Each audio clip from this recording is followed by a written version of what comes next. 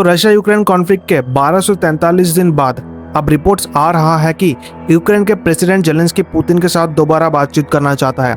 तो आखिर 3 साल 4 महीने 4 हफ्ते ये कॉन्फ्लिक्ट चलने के बाद जेलेंस्की इतना क्यों उतावला हो रहा है रशिया के साथ पीस टॉक्स के लिए, आइए आप समझते हैं थोड़ा सा डिटेल में। देखिए, हाल ही में नेटो ने, ट्रंप ने खुला धमकी दिया है भारत को, ताकि भारत रशिया को समझाए कि 50 दिन के अंदर 50 डेज का जो अल्टीमेटम टाइम दिया है ट्रंप ने, कि इतने दिन के अंदर रशिया पीस टॉक्स कर ले, वरना इसका अंजाम ना सिर्फ रशिया बल्कि रशिया से जो प्रोडक्ट लेगा, जो क्रूड ऑयल वगैरह लेगा, इस पे भी सैंक्शंस लगेंगे। मतलब इनडायरेक्टली ट्रंप ने भारत को भी धमकी दिया है और नाटो ने तो खुलकर इंडिया का नाम लेकर, दिल्ली बीजिंग का नाम लेकर इन्होंने धमकी दिया है। तो देखिए, अभी सवाल यह है कि इतना सब कुछ होने के बाद पुतिन की बजाय, इंस्टेड ऑफ पुतिन, जेलेंस्की क्यों बातचीत करना चाहता है, जेलेंस्की क्यों रेडी हो गया इस बातचीत के लिए, इस पीस टॉक्स के लिए? तो इसका सिंपल आंसर है कि प्रेशर और रियलाइजेशन।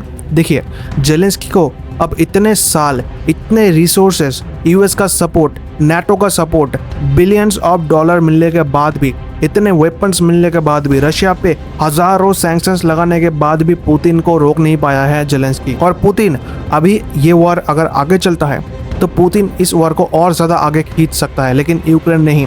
इसका रीजन यही है कि यूक्रेन को अगर वॉर चलाना है, ये कॉन्फ्लिक्ट चलाना है, तो यूक्रेन को पैसे की सपोर्ट पड़ेगा। और आए दिन यूएस यूक्रेन को सपोर्ट ना देने की भी बात करता है। अभी तो सपोर्ट देने की बात कर रहा है, बट कल को मान लो चल के यूएस फिर से जो है ना अमेरिका फर्स्ट पॉलिसी ला दे और यूक्रेन को पैसा वगैरह देना मना कर दे, तो यहाँ पर यूक्रेन फिर से फंस जाएगा। तो यहाँ पर जेलेंस्की को साफ साफ दिख रहा है कि जितनी जल्दी ये इस कॉन्फ्लिक्ट को खत्म कर पाए, ये यूक्रेन के लिए सबसे अच्छी बात होगी। साथ ही दूसरा बात यह है कि आप सभी को पता होगा कि यूक्रेन में इलेक्शन होने थे 2022 में, बट ये अभी तक कॉन्डक्ट नहीं करवाया गया because of Russia Ukraine conflict.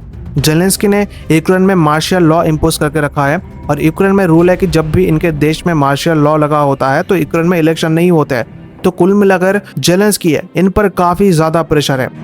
तो बात यही है कि जेलेंस्की ने सब ट्राई कर लिया रशिया को रोकने के लिए, फिर भी रशिया को नहीं रोक पाया। दूसरी तरफ यूएस अपने पॉलिटिक्स में बिजी रहता है।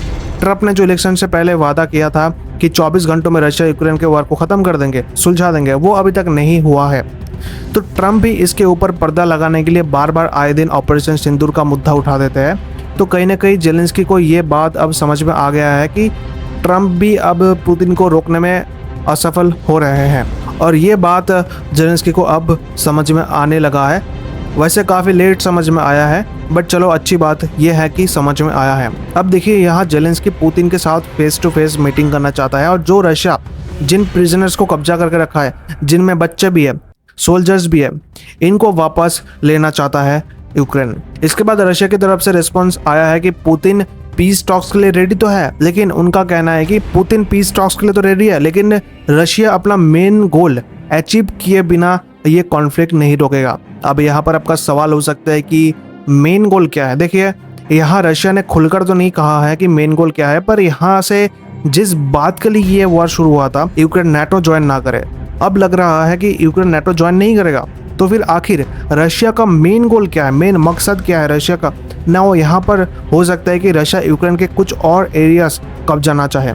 दूसरा, यूक्रेन को न्यूट्रल बनाने की कोशिश करे। यूक्रेन के गद्दी पे रशिया अपना कोई बिठाना चाहता है जो प्रो वेस्ट ना हो, जो रशिया की बात सुनकर चले। तो ये कुछ मेन गोल्स हो सकते हैं रशिया के। अब इसके बाद भी अगर कोई मेन गोल है तो वो तो पुतिन के दिमाग में ही है, वो पुतिन नहीं जाने। पर अब सवाल ये है कि अगर मान लेते हैं पुतिन और जेलेंस्की के बीच शांति समझौता हो जाता है, तो इससे भारत को क्या फायदा होगा? देखिए, भारत के लिए फायदा तो है ही, लेकिन भारत से भी पहले एक आदमी होगा जो बहुत ही ज्यादा खुश होगा, मतलब लिटरली नाच पड़ेगा, और वो इंसान है डोनाल्ड ट्रंप। आप देखेंगे, अगर हाइपोथेटिकली मान लेते हैं कि 1 महीने के अंदर रशिया यूक्रेन कॉन्फ्लिक्ट खत्म हो जाता है, तो डोनाल्ड ट्रंप इस पीस टॉक का पूरा क्रेडिट लेने की कोशिश करेगा, जो इनके नोबेल प्राइज लेने के सपने को और बूस्ट करेगा। ना भारत की बात करें तो भारत के लिए भी अच्छी खबर यह है कि आप सब जानते हैं कि अभी जो ट्रंप, नाटो सब मिलकर भारत पे प्रेशर बनाने की कोशिश कर रहे हैं ताकि रशिया से ऑयल ना ले भारत।